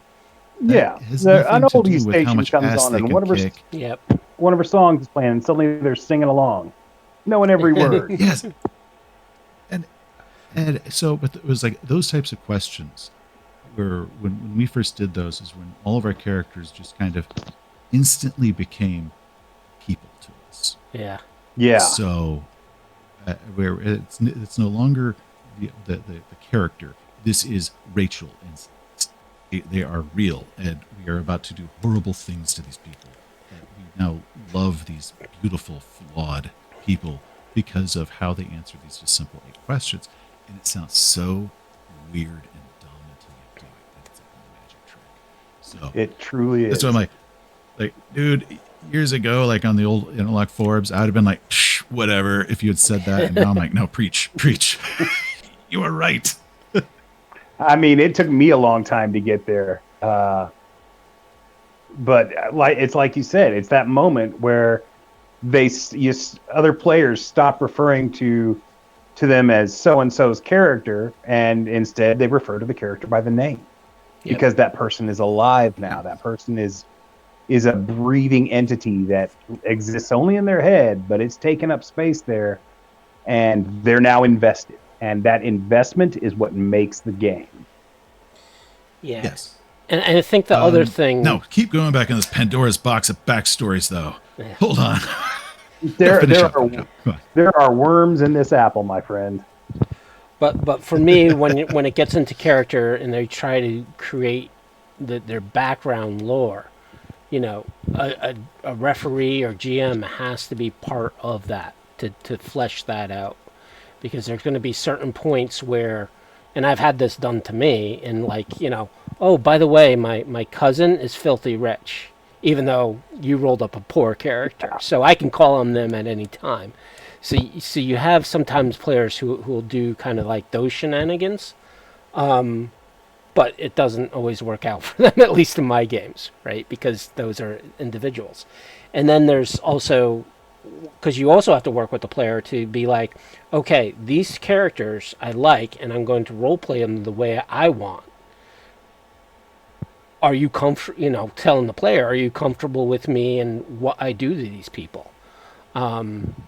Because, I've with Cyberpunk, right? You have friends, you have relatives, and all that is part of your life path. And, I've used those and to strike fear into the players, cause them to go on missions and use their life path and their friends, families, etc., to build games, or else cause tragedy, right? Like one situation, one of the players was being sent a message, and he goes over to his lovers because he thinks, I'm gonna hook up with her tonight, and comes to find out she was murdered, and all the security tapes show him going into the room and killing her, except it was a Gemini who shapeshift into him, and tried to set him up. So, And I mean, I'm a big fan. That, I can abuse that and use that wrong, but the player should give me some characters that from your past, both good and bad, friends, enemies, whatever. But I'm also a big believer of the moment the game begins, that backstory is what was, and the GM now has what is and will be. Amen to that. One of the examples that I like to give is because you've got your rich cousin, right? Okay. Well, clearly that rich cousin wasn't like hang him down. Well, that rich cousin, we're also gonna like, what changes with them? Like all of a sudden, like where they got their money comes back to haunt them, or different things. But the example I always give whenever I talk about like pulling in a backstory character and GMs had to warp them to fit the situation is Han Solo and Lando Calrissian, where picture Empire Strikes Back like a game, right? And the Millennium Falcon's broken down, and Han's like, "Oh fuck, let me see what I can find." And the GM's kind of looking through their notes, and they're like, "Oh hey, there was this character in his backstory who was this like smooth as hell gambler." Okay, cool. Yeah, that's not gonna help him. Well, let me tell him to Lando. The past few years since you saw him last, and now he is a smooth as hell governor of a city, but he's still Lando. We haven't changed the past, but the present and the future has been warped, partially just as a way to fit them in, right? Because the GM needed something to fit that. This is how they warped the character into something new. And I've seen a lot of players push back on the idea that somehow the backstory should be safe and should never change. And it's like, no. All of you change. Your character is changing, even if it's just you're getting more skills and stuff like that. So are the NPCs living their lives, and they're having career changes, and fortunes and tragedies are all happening to them. And that's just what you should expect. And the player just needs to understand. Yep. Yeah. I mean, the past is everything that you wrote down for the past still happened that way, but now it's now. And now is a completely different story. Shit has happened. I need this NPC to fit in this situation, and he's gonna fucking do it. Yeah, and now you can have the cool thing of like, how did you go from a smooth talking gambler who used to own my ship to mayor of a city? It's like, well, that's a long and interesting story. But now we can actually work them in. Your characters have a relationship. We can bypass that whole part where they have to meet them and just get on with it. And the player could be excited that this character that came up with in the past is now talking to them and interacting with them. And so I think you need to figure out also not just ways to use NPCs against the characters as a way of like getting them a job or to show the repercussions of their actions, but also as these kind of saviors that they can go to of like, man, we're in trouble, we need to lay low. Where can I find a place that I can lay low for a bit because we're so screwed right now? And then all of a sudden they get that character they came up with their backstory who might have just been something random, and now all of a sudden they're an intrinsic part of the campaign because they're the one safe harbor. And now now they're doing this.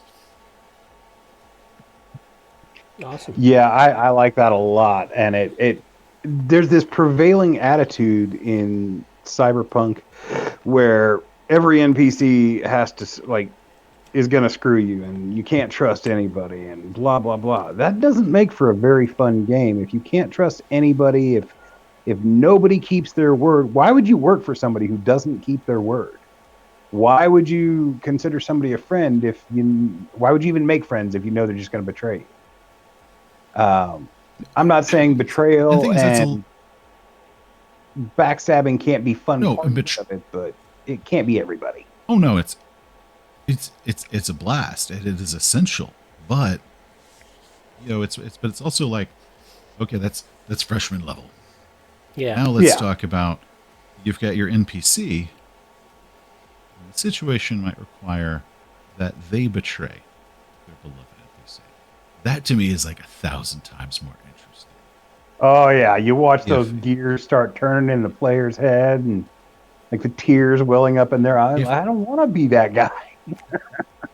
Yeah, so if you can make your character and you can make your fun little scamp NPC that gave them the safe harbor when they needed it, who is able to come pick them up because while they were doing their giant heist of the road out in the wastelands, their car got smashed, and that one guy had a freaking truck and could come get them. Whatever it is, right? Who they didn't have enough money for the gear for this thing, but they borrowed it from someone, right? This is now a beloved NPC. If the GM can do that, and then set the situation up where the player characters are stuck with the hard work, which includes the training of that NPC, they will. My phrasing is going to be bad. They will hate you 1,000 times more. Yep. For putting them in that situation, because now it's like, oh wow, you killed my NPC. This is why I grew up an orphan. Great GM. But if you have it where they have the decision, they don't have to do it. They actually have to wrestle with, do I do this? But the GM has to first make them move, because that's what makes it good. If they're just a name, the player characters won't think much of it. The players won't care. But if you make that NPC by not just that player came up with him, but the rest of the table. Oh yeah, it's like that's where the magic happens, man. Yes, it's hard to do, but it's so good when it's like just that's the best. Yeah, I think the difficult part is getting the players to love an NPC, and players are fickle, so. An NPC you throw out that you try to make, hey, this guy's your friend. He tries to be friendly. He does all these things, bends over backwards, trying to become, well liked. Players are like, yeah, whatever, I don't care. But as soon as some drug addict who makes a crazy phrase, who just chomps on a cigar and says, "Shut the fuck up!" out of your butt. Yeah. They're like, I love that guy. I mean, and it's always the weirdest. Go ahead. No, you're about to say the weirdest. Yeah, we had one. It was actually when we were talking about it before we started. The Adventure Thicker Than Blood.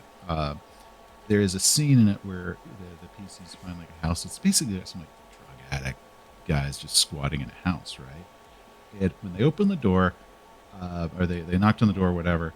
I had a dude, and I just stole him, just wholesale stole the guy right out of The Fifth Element, the "give me the cash" guy. And he's the guy that opens the door. And he's waiting for like a drug pickup or something, right? Or he's waiting for some deal. And he thinks that's what the PCs are. And he's like, I'm doing that voice, and I'm having him be like really absent-minded. And they ask him his name or something. I don't know how through the series of us laughing, his name was Blink, because he had like a clock around his neck because he was waiting for like the guy to show up, but it was 12, so he didn't know what time it was. Blink was absolutely cherished. I can remember this guy's name 20 years later, but he completely came out of my butt right then. Out of all the NPCs I've tried to make them fall in love with, random junkie that opens the door. I can remember his name 20 years later. So that's beautiful. That's the magic of roleplay. Yep. Yeah, so Vox, I hope that kind of answered your questions. In a way. If not, we went way off course. But another person from chat, Gerbo, said he learned today that Seth is evil. Yes. Also, Grebo Solo Fortune 1 did in fact sell the world as well. Yeah. Yes. Uh, So one thing that I came across soon after we interviewed you, Seth, and I brought out to Wisdom, and we both decided that we need to a better explanation for this. Is so Ravengers, why did you give it a rating of 2 on Goodreads?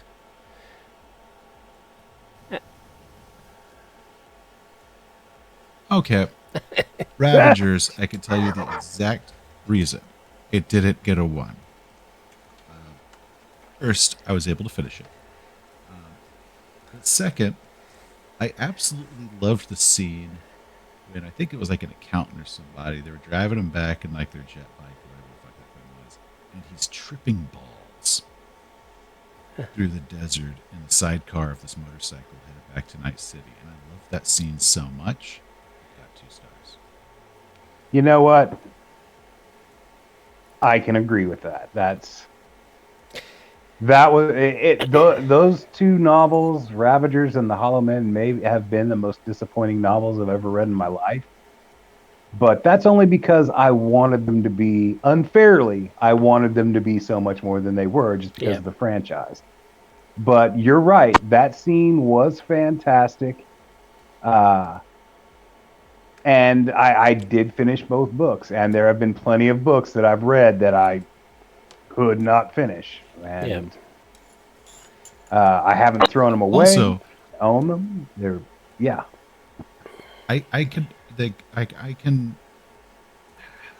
God, I had to have probably read those books around 2000. Yeah, when they came out. Right. I'm not doing it again. So I read a long time ago. The characters' names were Bite Boy, Bite Girl, and that accountant dude that was tripping balls in the sun, but they called him Bug. I can remember these details. Only the book made enough impression on me that all these years later, I can still parse out those couple details. So that while there's countless other books I have read since then, I couldn't tell you the first damn thing about it, other than the memory that I know I read them. So, Right. True. Yeah. I mean, Bite Boy and Bite Girl may be the worst names I've ever heard, but Now, what's They're fucking terrible. I do remember them. You've got a valid point. Now, what surprises me is that Ravengers really I remember them like I remember a cyst. Fondly, but I remember it. I remember the smell of the pus that drained from it. So interesting fact, Ravengers actually has a 3.5-star rating overall. And Hollow Man has a 3.2-star rating. There are 2 people who gave both books a 5. I'm thinking that's probably some puppet accounts of the author, Stephen Biles or whatever his name. Hey, I have deeply connected to books that other people. I have written books that other people. So, you know. I mean, that's perfectly fair. There's some books out there that other people tell me are horrible that I've loved as well. There's some movies out there that I don't care what anybody says. Oh, God damn it. Now, the minute I started talking about it, the name evaporated from the Bruce Willis. Hudson Hawk. Hudson Hawk. Hudson Hawk. I fucking love that movie. I don't know how I knew you loved Hudson Hawk, but I did. Well, he's like, the worst movie. I love movies that people say are horrible. It's like Bruce Willis. I'm like, the only bad Bruce Willis that I can think of is Hudson Hawk. Yeah, it's not bad. It's good fun. I don't care what anybody says. I like a heist movie. I remember like years and years ago. So like the top list has changed a lot since then. But I remember there was like a list of like the top 10 biggest box office bombs of all time, and like 3 of them were on my favorite movies of all time list. Yeah. I mean, taste is subjective, and damn it, the public isn't always right.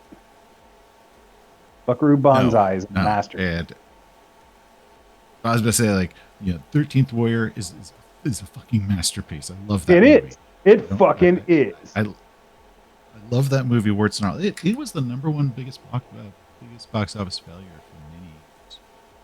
And I was like, well, no account for taste, because that movie was the shit. I mean, you know what else may not have been a great movie, but I thoroughly enjoyed it? That fucking Gina Davis pirate movie that everybody said ruined the studio. It was also on the list. Oh, fucking Cutthroat Island was awesome. Cutthroat Island. Where that's the name. she's on the back of that carriage is racing through Port Royal, and there's the overhanging kind of building, and she jumps off the back, runs the horses because she lands back on the cart ahead of where she jumped off the thing. And you watch her fall in slow motion like 19 times in that movie. And Matthew Modine and her had no chemistry. I love that movie so fucking much. I mean, they didn't have any chemistry, but man, she looked good. And the movie,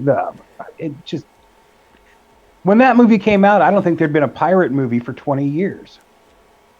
No, I think the last one before that was like that Walter Matthau, like pirates. But God, What about Yellowbeard? Trotter, yeah. Yeah, Yellowbeard was like, what, 1985?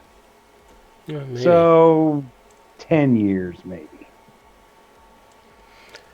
Just as a quick side note, Aaron Duran says he had to take off, or she, but they wanted to let you know that Scott Brown Agency made an appearance in their Cyberpunk Red game that they ran. So, I mean, the Scott Brown Agency needs to be official product.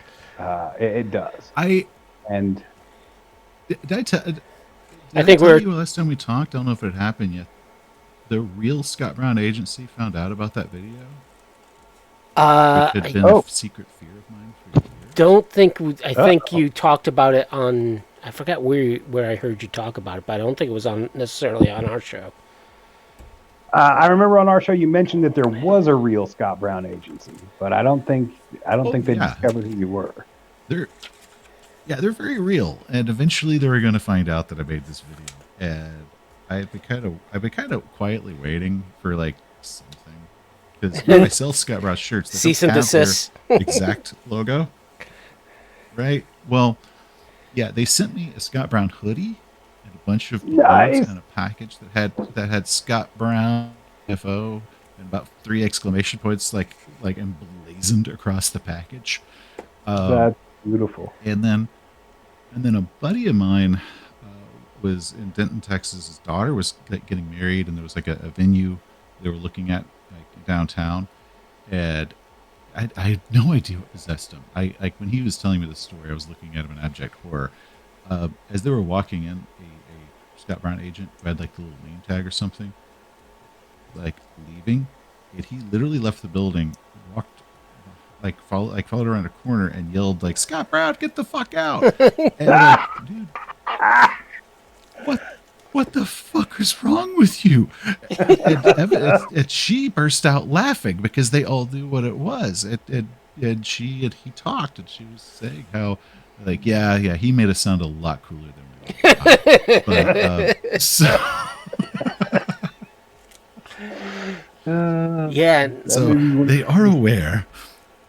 I think you were. I know there was a 3D like cardboard like cutout. You fold them together terrain set like somebody did like 2 years ago or a year ago, and one of them had a Scott Brown sign on one of these cityscape.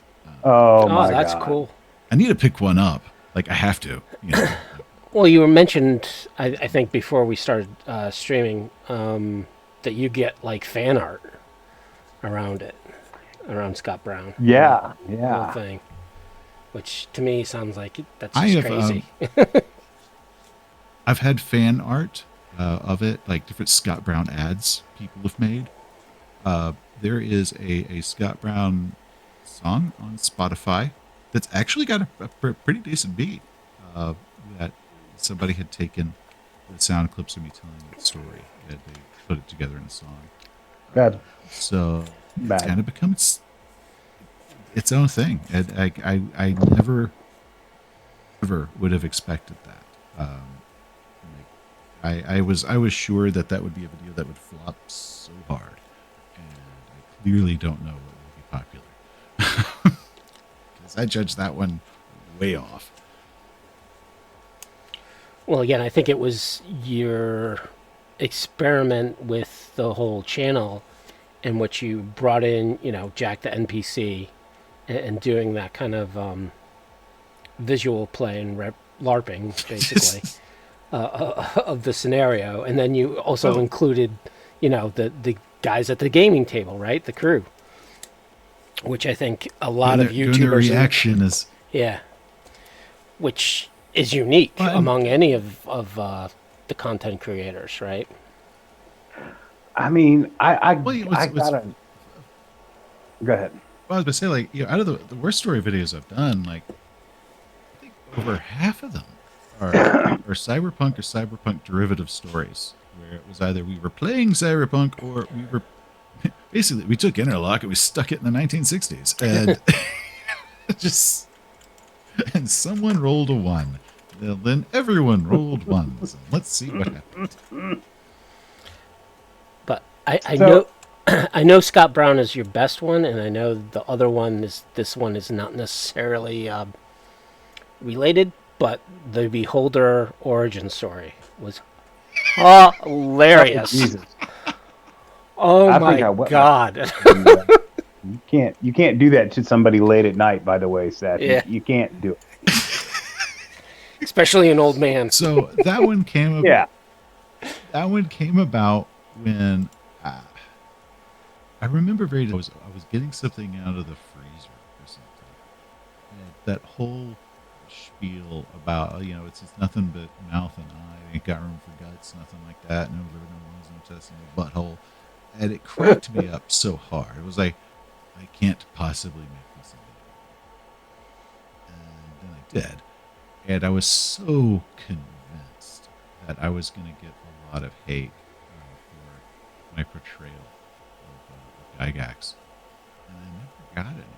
In fact, Terry Kuntz, who's actually the guy that came up with it, like commented on it. I was laughing at it, so I was like, okay, well, I've got the Kuntz approval, so that's cool.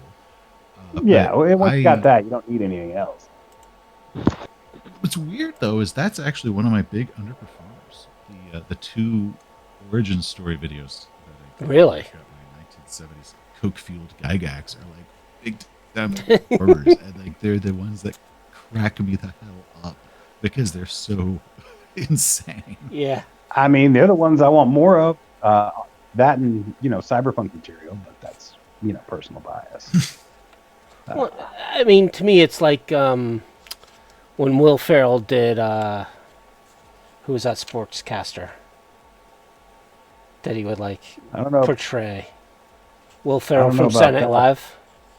but when he would do the celebrity Jeopardy, Yes. I never got into that.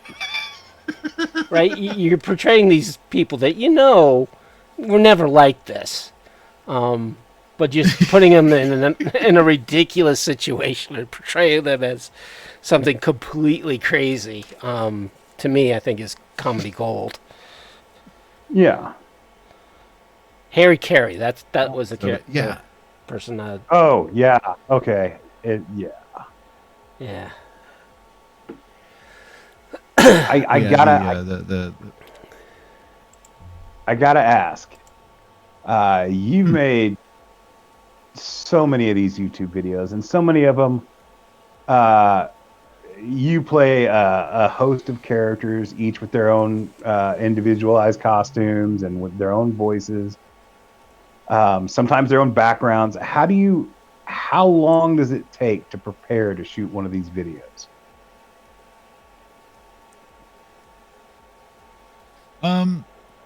Average video takes a week, like total. Because I've got to write the script, and then I've got to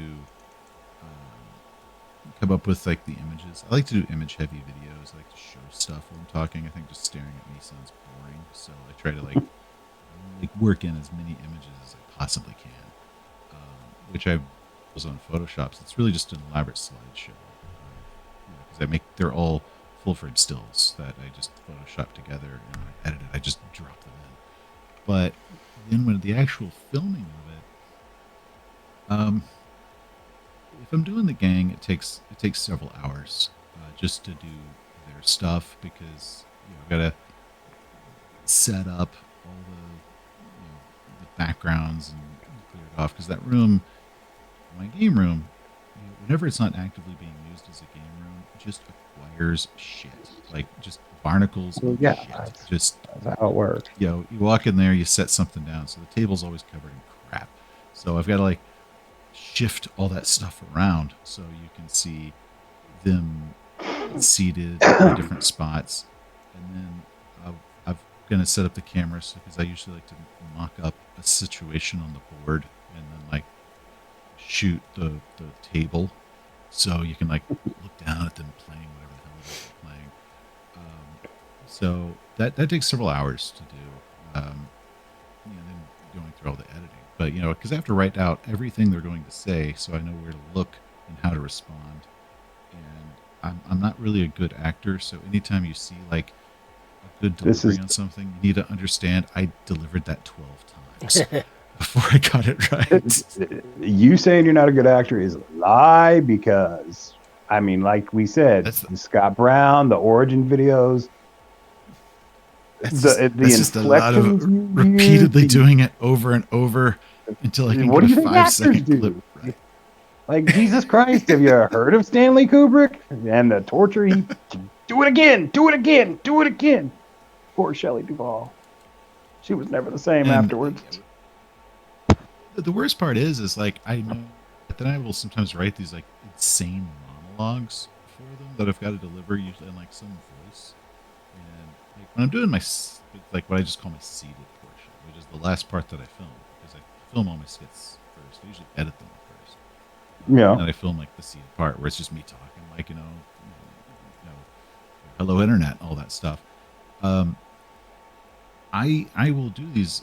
I read that off like a teleprompter or notes, but my skits I just deliver the line. So I usually like have to read it a couple times, then I just deliver the line with different inflections and whatnot to like get one that I think is good. But then I end up doing these huge fucking monologues for them, and I know better because I've done a couple of where like I did like a 3 to 5 minute monologue as Jack. When I'm writing it, I don't think it's that long. But when I'm delivering it, I'm like, what the hell was I thinking? Because when I'm going through it, I'll get almost all, and then I will get tongue-tied, or I'll forget what I'm supposed to say, and I hesitate, or I just didn't get the mannerisms the way that they were supposed to be, so I have to do it again. So like, I'll like that particular clip of him delivering that is like just so many damn takes before I got one that I'm happy with. And I stop it. And I usually end up taking one before that. That's beautiful. The second to last is somehow usually better than the one that I end with, and I'm like, that's good. And then I'm watching, I'm like, the one before was better. I mean, if you can remember, I've seen some of your monologues that do go on.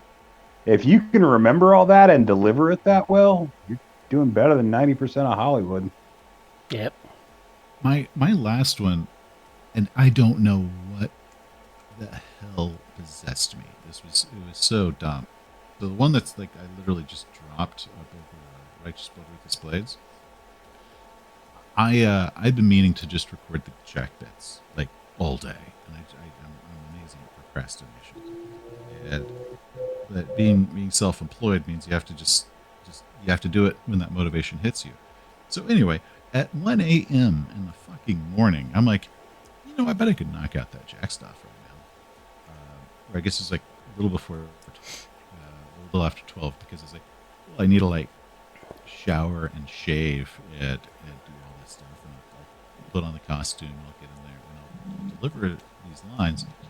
And I was doing that till 3 a.m. And the amount of flubs that I had, because it's 1 to 3 in the morning that I'm doing it, the mistakes that I'm making are so bad that it's taking me forever to get any bad at it.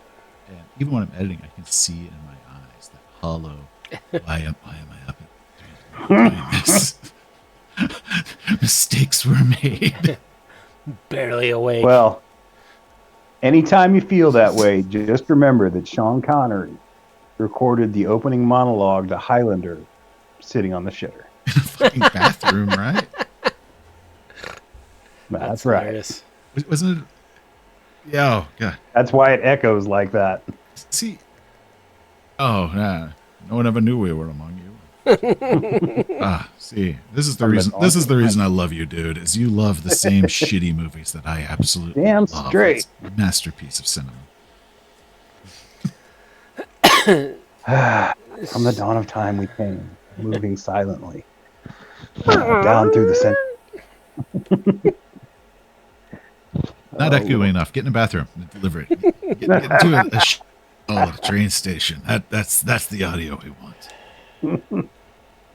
I mean, yeah, I'm 51 years old now, and I've seen every bad movie No there is. fucking shit. Yeah. Damn it. We'll have to get together and watch Ice Pirates. There you go. I don't want to hear how old you are. It reminds me Yeah. I am. I know I'm older than both of you, so you can just live with it. No, you're not. Not by much. You're not older than me, buddy. All right, well, now I have something to look. Now I have thumbs up. Oh, yeah.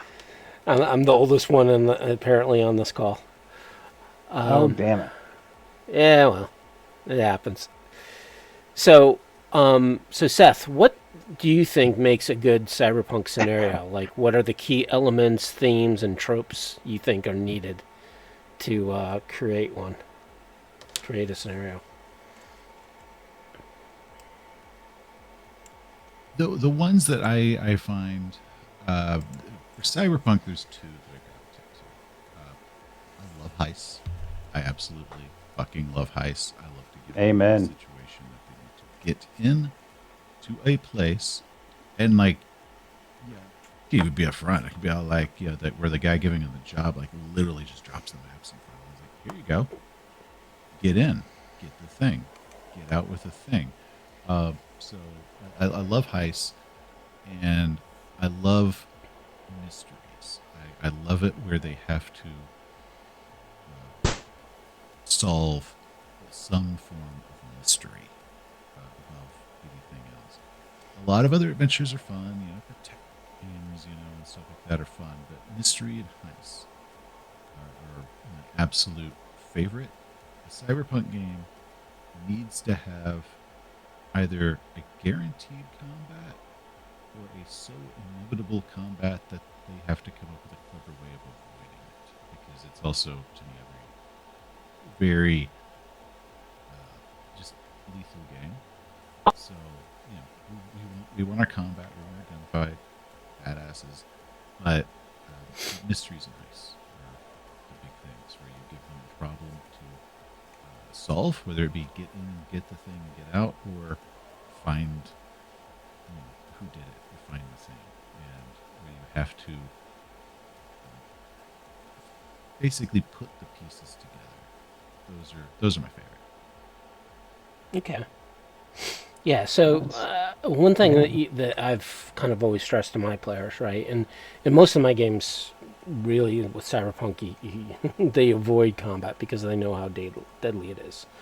So that's always a challenge, because I think a lot of game systems view challenge as combat, right, as opposed to clever thinking or obstacles or puzzles to solve.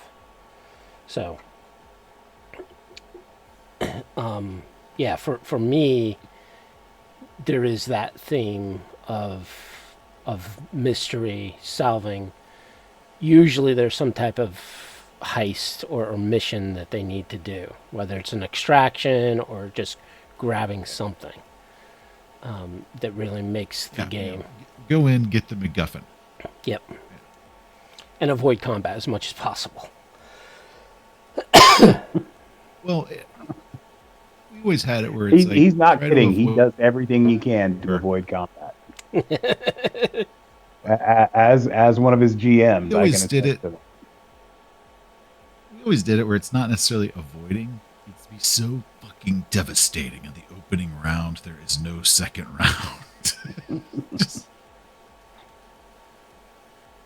They're working on that too. One of the players just mounted a grenade launcher to their Jeep. So yeah. Oh, that can't possibly go badly. No. Well, hopefully it's the final solution, not necessarily the first. I mean, whatever. If you strap a grenade launcher to your Jeep. That's your opening. That right there. That's your True. opener. And here's the thing. It's your opener. I'm not going to be specific on what the adventure is. It could be pick up a from the bus stop. That's your opener. They're going to guarantee that's the first thing they're going to use, whether it is remotely appropriate. There might be some of that too. I can hear it in the player's voice, the itchiness to use it. He keeps bringing it up. Got it. Little giggle every time. Yeah, John is a Well, bit it's of a like psychopath, I think. It's like D&D, In the man. best way. The moment that wizard gets his first fireball, you might as well just put the timer on. You just start humming the It's theme coming. song to Jeopardy. Of course, as a GM, you're like, you're in a 10 by 10 room, right? He's like, I don't care, I'm fireballing it. Yeah. I've waited how many levels to get this? I'm using it. Yeah, grenade launcher in the Jeep is the exact same thing. Wizard's It first really is. Oh boy. And then what's amazing, Naman, is you can play with somebody that's played for 30 years, and it is always exactly the same. Like, it's like they completely forgot everything they know. They're just so excited to get to cast that first fireball that it's always... Eyes get real wide. The pulse quickens. Like they start stammering a little bit. And handshake. Yeah, their hands are getting sweaty. They're just so excited to cast it. You're sitting there like, it's a 10 by 10.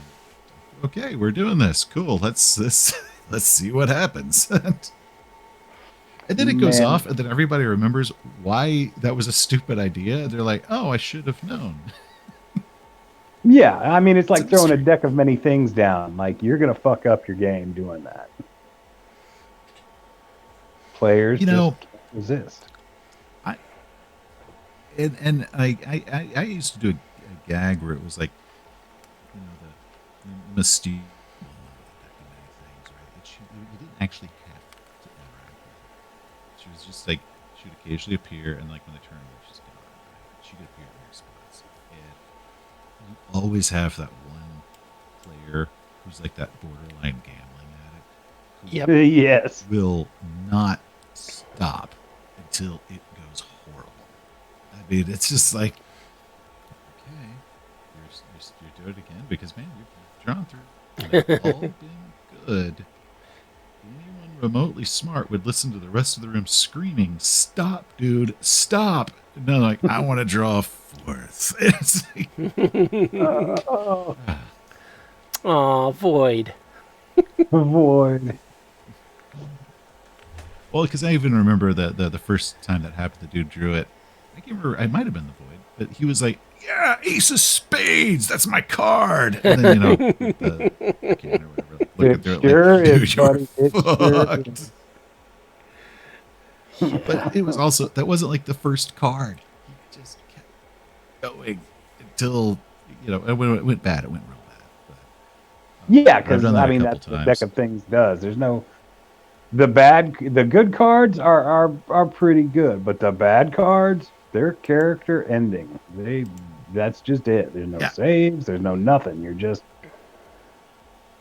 find a new sheet of paper and roll it up after you wipe off the tears.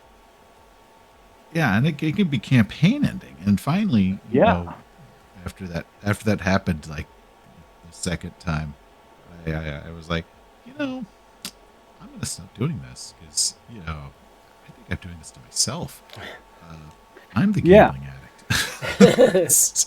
GM, why would you do this to us? You knew what was going to happen. Give me this temptation. Right. It's like when parents give their kids black licorice. It's just another way of telling them they don't love them anymore. Definitely. So, just an FYI, unlike the last time you were here, we actually try to wrap up within 2 hours. So we're finally getting to the 2 hour mark, which I'm astonished because it seems like that's fine. We've only been talking for about half an hour. So I'm getting hungry. So before my blood sugar drops out and I get like incoherent on you, we should probably cut it while it's still good. Yeah. So, is there anything else that you or any questions you have for me or Derek before we wrap up?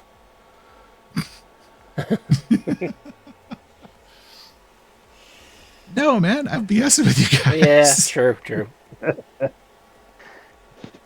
Well, it's part of like I do a lot of just like little interviews and stuff. I did one yesterday around this time. I've got to get back all of some dude to do another one that's like next week, and then we're scheduling another one for May. You guys, I will always like absolutely let's do this as soon as possible because it's really just getting bullshit. And, Oh yeah. Well, I mean, you are always always welcome. Well, because like when when my wife asked earlier, like, so what are you doing? It's like, oh, I'm doing one with wisdom. She's like, oh, great, because she remembers like the whole like back on the old Interlock Unlimited forums. It was like just the two of you, Pretty much, yeah. and just this whole website. It was just the two of you being dorks for like years. Occasionally, a third person would randomly appear and then like be gone within a couple days. And, it was me, you, and like a million spam bots. It was a constant struggle that I lost. I lost that struggle to the point that like when I lost internet for like a month and then came back, and the amount of spam, I just shut it down. I said, nope, no more. Sadly. All right. Well, I mean, hey, it was me all and good things have to come to an end, but Jesus, that was so great. I'm trying to redo the drug lab rules. Oh, yeah, good times. Bouncing ideas off each other. Debating stupid shit. Oh yeah. Trying to get the fantasy rules for IU going. I never did finish that. I need to. Man, the problem is when we did it, we had fun. One of the things I realized is, so when we did Interlock Unlimited Fantasy, we had a hoot, but but all of us, even though we had been playing Cyberpunk like exclusively for several years, would flip back into this D&D mindset. Yep. You do not want to go wading into the crowd of orcs in an Interlock game. And they would keep wading, and it's like, dude, you are about to just get absolutely fucked. And we're trying to get the magic rules, and the magic was kind of weird because so much of it was like required like touching, and so the spellcasters actually ended up with like the best martial abilities, just do stuff. But the worst story that I did, which was called "Have You Met Fred?" That was actually an Interlock fantasy game that we were playing. I think in that video, I'm like, think of it like D&D, but it wasn't D&D. It was like a homebrew system that we were playing Interlock.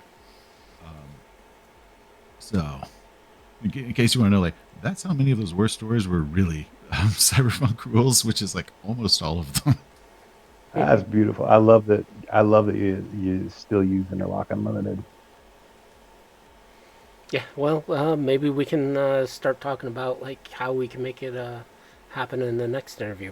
And Seth, we will definitely have you on again sooner than last time. just say when, man. Just say when. We will say when. Oh, be careful what you're saying, because triggers get pulled, and we like having you on. So yes. Hey, you guys asked. I like immediately responded with "fuck yes." So I clearly the truth, hate being on with you guys. Like, I had been nervous about asking you back on because you're so busy, but he just went ahead, and there you go. Hey, man, it doesn't hurt to ask, no matter what you do. It does not. I mean, the worst thing they're going to do is say no. We have history. Yeah, you named it after me on your Night City map. Damn it! I will. I mean, you put me in your book. And chat with you. It's reciprocal.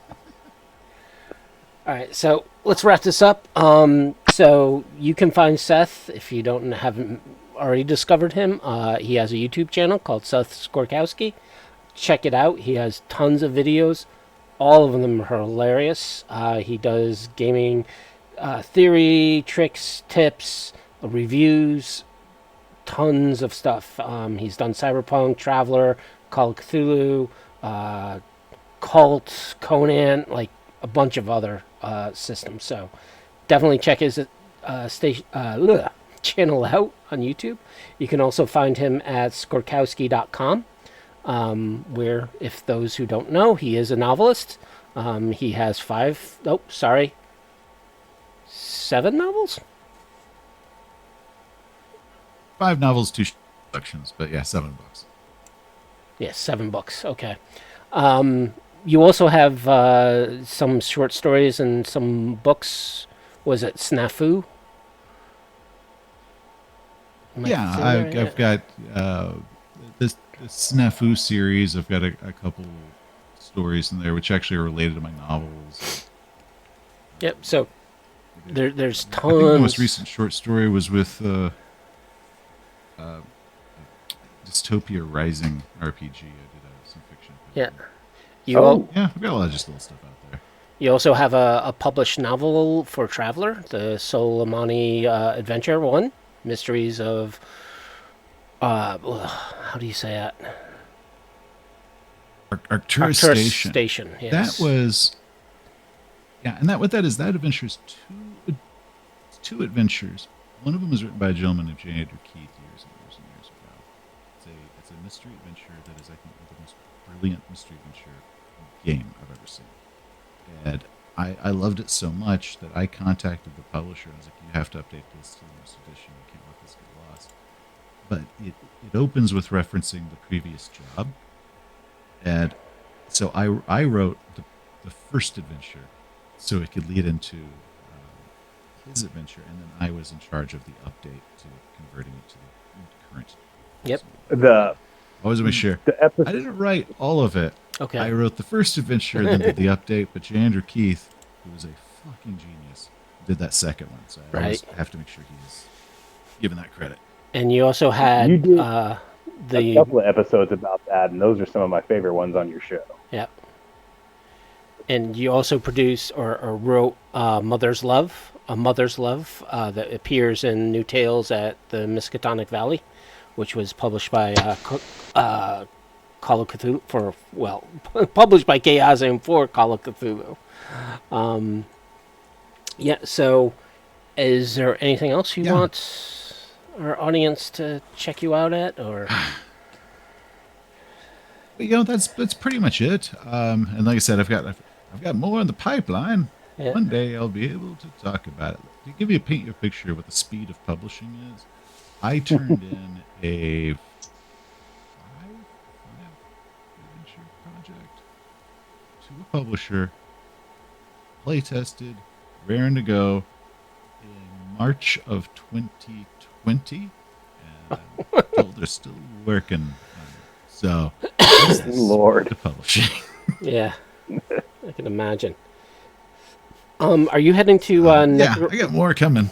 Are you heading to Necromonicon this year? No, this year I'll be doing Gen Con because I got a bunch of friends from the UK coming in. Okay. Because I was kind of like debating which ones to go to. I was like, oh crap, the UK group's coming. I get to see them. So doing that, and then I've been invited, but it's not like really official, so it might still fall through. It's a Gamehole Con. Okay. Which is in like Wisconsin. But as a buddy of mine was one of their guests, and he asked if I wanted to have a second ticket, and I was like, yeah, man, because I haven't seen him in years. And when he passed that up that he wanted to bring me, they were like, well, why don't we just invite him too?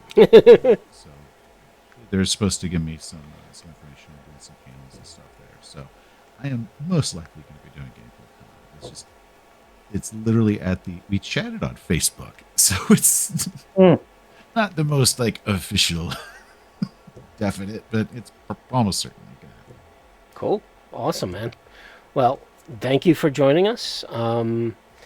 if you want to hang out after we end the show for a little bit before you head off and get food, or if you need to take off, by all means. We're just going to wrap up, and appreciate you joining us again, man. Thank you so much, Seth. No, these are a hoot, guys. Thank you. All right, so thank you all for listening and tuning in, and those who are on YouTube, please put a like and a comment to the channel, and we'll try to reply to those comments. Do appreciate all the viewers and you listening to us for 2 hours of us just ranting and raving about various topics and going off on various tangents. So you can, I am Cybersmily. You can check me out on my site, cybersmily.net. I maintain a bunch of utilities for Cyberpunk 2020, as well as some Cyberpunk Red utilities. So check it out. Right now I'm doing a lot of bug fixes. I haven't done any new applications or utilities yet. I have some in the back of my head that I haven't gotten to yet, but eventually they'll appear. I'm on my own Discord. I'm on Cybernation's Uncensored Discord. I'm on tons of different Discords. So if you ever do at Cybersmily, you're probably going to find me. Same with Reddit. I'm on most of the Cyberpunk ttrpg Reddits, so I am also there. You're not going to find me on other social media because I just think all of that is a cesspool. But anyways, I am Wisdom000, otherwise known as Derek Bernier. I run Datafortress2020. .com, the largest, most comprehensive Cyberpunk 2020 site that's out there, where you can find a ton of source books, rules, gear, all sorts of good stuff. Plus, Interlock Unlimited. My and my contributors rewrite of the Interlock rules for Cyberpunk. In addition to finding me at Datafortress 2020, you can find me at the Datafortress 2020 Facebook group, the Cyberpunk 2020 Facebook group. You can find me at the various Cyberpunk Reddits, as well as many of the Cyberpunk Discord channels. I more lurk on Discord than anything else, but I'm there. And like him, I'm not on many of the other. I'm not on Instagram or any of it. But if you can, reach out to us with your comments, criticisms, complaints, suggestions. We love to hear from you. If you have ideas for who we should interview in the future, please throw that at us too. And give us contact information. Yeah, absolutely. You know where Doug Anderson can be found. Let us know. As always, we'd like to thank Cybernation Uncensored for hosting us. Thank you, Rob Mulligan. We'd like to thank Seth Skorkowsky once more for joining us, and we wish you a very lovely night. Thank you, and we'll see you in 2 weeks. Yep. With another special guest. I don't know. With another special guest. It's taken me a long time to line this one up. He is a very busy man, and I am very grateful he's taken time out for us. So, so tune in. We'll talk to all of you then. Bye. Bye.